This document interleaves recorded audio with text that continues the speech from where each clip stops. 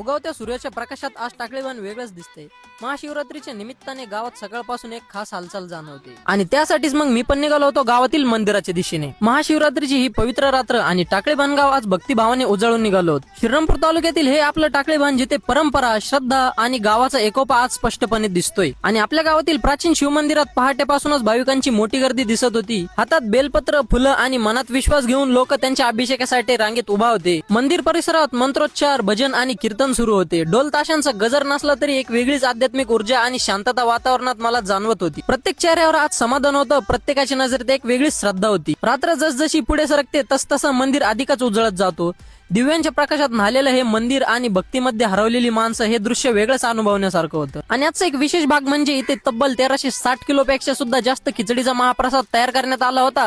गावातील स्वयंसेवक आणि ग्रामस्थ एकत्र येऊन आज हजारो भाविकांना तो प्रसाद वाटत होते। ही सेवा, हा समन्वय आणि हा एकोपा आपल्या टाकळीबाणची एक आज खरी ओळख सांगत होती। धर्म वेगळे असले तरी गावाची भावना एकच असते। आजची ही रात्र त्याच ऐक्याचं सुंदर उदाहरण सांगत होती। आणि आमच्या या टाकळीबाणच्या महाशिवरात्रीला कोणी कोणी आलं होतं नक्कीच मला कमेंट करून सांगा। आणि त्यानंतर मग आम्ही महाप्रसाद घेतला। तर मंडळी, आता मी निघतो घरच्या दिशेने। आजचा अनुभव खरंच भारी होता। गावातली ती शांत भक्ती, मंदिरातली वर्दळ आणि 1360 किलोपेक्षा जास्त खिचडीचा प्रसाद, सगळंच व्यवस्थित आणि छान बघायला मिळालं। एक वेगळीच पॉझिटिव्ह वाईब होती आज। असं आपलं टाकळीबाण प्रत्येक वेळी काहीतरी खास दाखवतं। व्हिडिओ आवडला असेल तर लाईक करा, कमेंट मध्ये तुमचं मत मला नक्की सांगा आणि अशाच ब्लॉग साठी लवकरात लवकर मला फॉलो करून टाका। तोपर्यंतच भेटू आपण पुढच्या व्हिडिओ मध्ये।